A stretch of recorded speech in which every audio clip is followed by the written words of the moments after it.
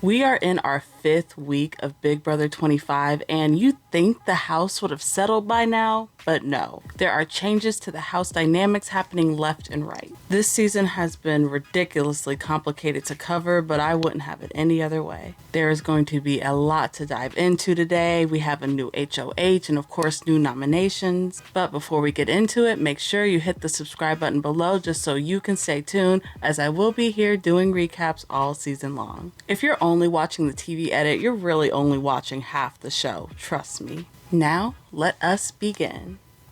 So, as we just saw in last night's episode, Jag was just voted out unanimously, but Matt was able to swoop in and save him at the last minute with the twist. Matt wasn't alone in making this move though, it was really orchestrated by Cirie. Rarely am I ever blindsided in the TV edit, but I gotta admit, they got me with this one. I did not see this coming. Even though this was obviously great for Jag, I'm personally not a big fan of this twist. I just think the power to cancel an entire week in the game is just way too much power. Plus, it really screws over the outgoing HOH and all the hard work they put in. Look, I'm not the biggest Cameron fan personally, but he did stand in that pressure cooker for 14 hours for nothing, and that freaking sucks. But for now, Jag is still in the game as they all head off to compete in the next HOH. This competition was apparently one of those knockout style comps, which are always great because they tend to expose who's really aligned with who. When the feeds return back after the competition, we see that Jared has won and will be our new HOH.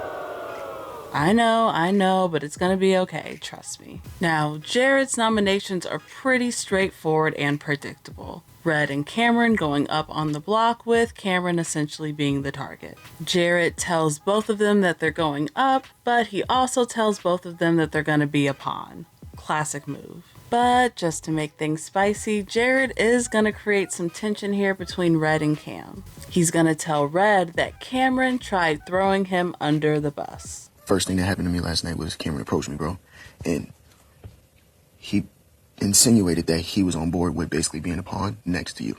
The first thing that he said to me was that he wanted a week off, but he trusts me and it's okay. What else does that mean? Yeah.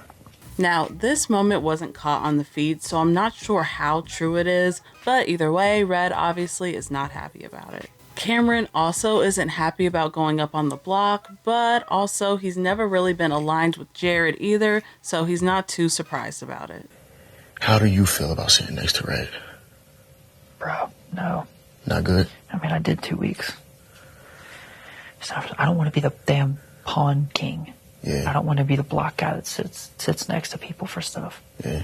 When it is time for everyone to go off to the nomination ceremony, Jared does indeed put Red and Cameron on the block as promised. But honestly, that's probably the most boring storyline going on in the house right now. The big storyline revolves around Jag, and everybody's scrambling to get him as a number after they all voted him out unanimously. America especially has been working really hard to try to get Jag. I said they were never going to do it. They were never going to keep you. Mm-hmm. I don't think they're ever going to keep Reilly either.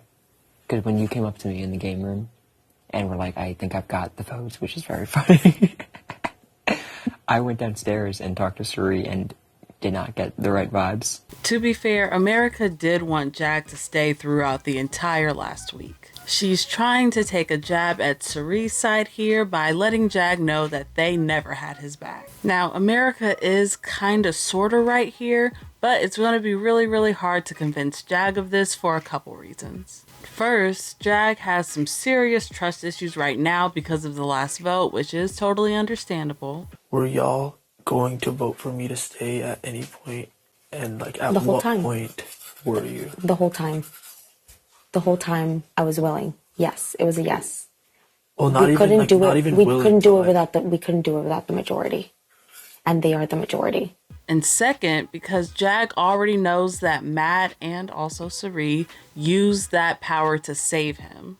That made sure that I knew it was becoming unanimous, so I wanted to make sure it was all on you. Mm-hmm. I used the fucking pen to make sure it fucking works. Mm-hmm. So it worked, but they didn't know I had it. You know what I mean? So there is sort of this pre-existing loyalty there. Since last night, Jag, Matt, and Cirie have all bonded over being the chosen ones for the twist. And they've since formed this secret alliance type thing. They don't really have a name yet, but they do have a nifty handshake.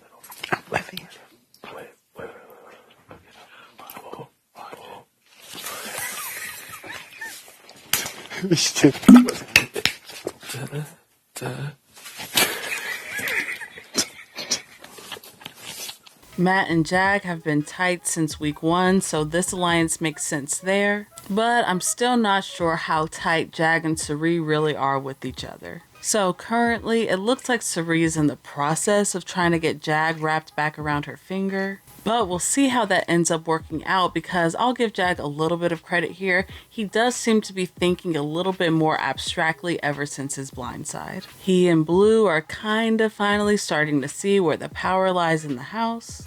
Who do you think is actually running things? Who do all whispers actually go back to, do you think? Cirie. Cirie is very, very smart. Point blank. She's played games before. She's played games. She's played 3 seasons. Exactly. She knows what she's doing. And the thing is, Cirie, I believe, is the type to make individual alliances with everyone. But they're also kind of scared to actually make the move and target them, so who knows how savvy they're really going to be. So obviously, we're not saying Cirie, Felicia, Izzy's name to put them on the block next week. No. Not even the week after. My objective is to stay close with them and work with them. Look, I get that it must be totally intimidating to go up against Cirie because she has so many soldiers. But it's not impossible, and at some point, somebody's gonna have to be the one to do it. And right now, it's looking like America wants to be the first one to make a move. America has stated to Cory that she's ready to really start playing the game and target Cirie's side. So what do you propose?